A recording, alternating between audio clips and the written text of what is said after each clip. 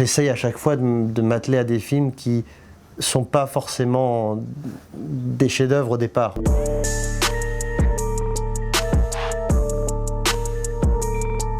Alors mon film d'horreur préféré, ça reste Shining. Shining, c'est d'abord ma première expérience choc de cinéma. Je loue le film par accident. Je dois avoir 6-7 ans, je devais louer Superman 2 et je me retrouve avec la cassette de Shining. Et je mets la cassette dans le magnétoscope et je n'arrive pas à l'arrêter. C'est-à-dire que je suis hypnotisé par les images et terrorisé, traumatisé.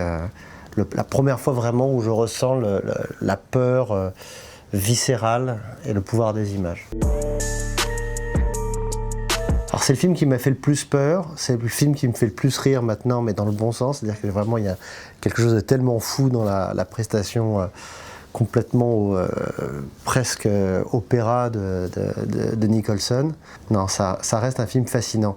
C'est pas un film qui fait nécessairement encore très peur, mais c'est entêtant. Je crois que tout est exprimé dans une anecdote que raconte Spielberg, où il a vu Kubrick et lui dit mais quand Wendy lit les pages qu'écrit Jack à la machine à écrire, elle est en train de les découvrir, la caméra est en contre-plongée.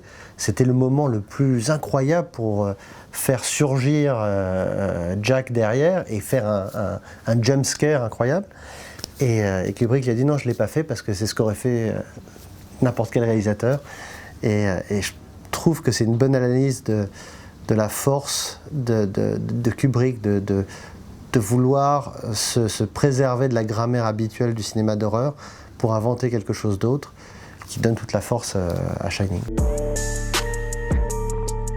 C'est vraiment toujours dans les classiques, mais peut-être quand même Les Dents de la Mer. Carpenter, Wes Craven évidemment avec qui j'ai travaillé, et surtout Sam Raimi. Alors Sam Raimi, je trouve qu'il a inventé un type de cinéma en soi. Sans Sam Raimi, il n'y aurait pas Peter Jackson. Moi, je ne ferais pas de cinéma non plus. Sam Raimi, c'est une des raisons. Et donc, il y a quelque chose comme ça d'assez particulier. Mais c'est vrai que dans les réalisateurs qui sont très, très films de genre, je dirais, ouais, ces trois-là. Freddy Krueger, c'est sûr. Jack Torrance, évidemment. Après, il y en a d'autres. Hein. Je trouve que le Pennywise original, et même je trouve le Pennywise d'aujourd'hui reste un personnage assez incroyable. Je dirais Shining. Hein. Ouais, peut-être Les Dents de la Mer, parce que c'est celle que je connais peut-être le plus, mais non, Shining. Tous ces classiques, tous ces films qui sont exceptionnels, qui vieillissent pas, qui restent Alien, Massacre à la tronçonneuse, Premier Halloween, c'est des films qui ont comme ça quelque chose de tellement unique, de tellement original, où il y a une sorte de révolution, et même quand on les découvre des années après en VHS, comme Evil Dead 2, c'est une claque, c'est un truc, on s'y attend pas, et même aujourd'hui, avec tout ce qui s'est fait, ça reste très original. Alors j'ai trouvé The Witch vachement intéressant. Dans l'ensemble quand même, je trouve qu'il y a quelque chose dans ça qui est, ça m'a fait plaisir. Non, il y a des choses quand même assez surprenantes, je trouve que Quiet Place avait justement réussi quelque chose de très, très classique et en même temps très fort.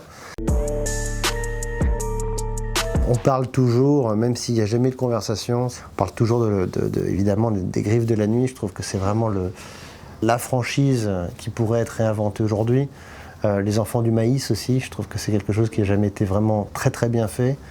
Après il y en a d'autres, hein, Wes Craven, People Under the Stairs, qui est vraiment un super film aussi qui pourrait être fait.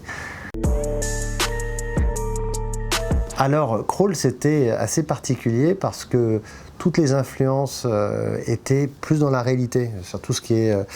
il y a tellement d'images, de tempêtes, d'inondations, de toutes ces villes aux États-Unis et ailleurs, en Australie, partout, qui sont complètement sous l'eau. Et pareil, toutes ces images de d'alligator qu'on retrouve, donc c'était beaucoup plus ancré dans la réalité.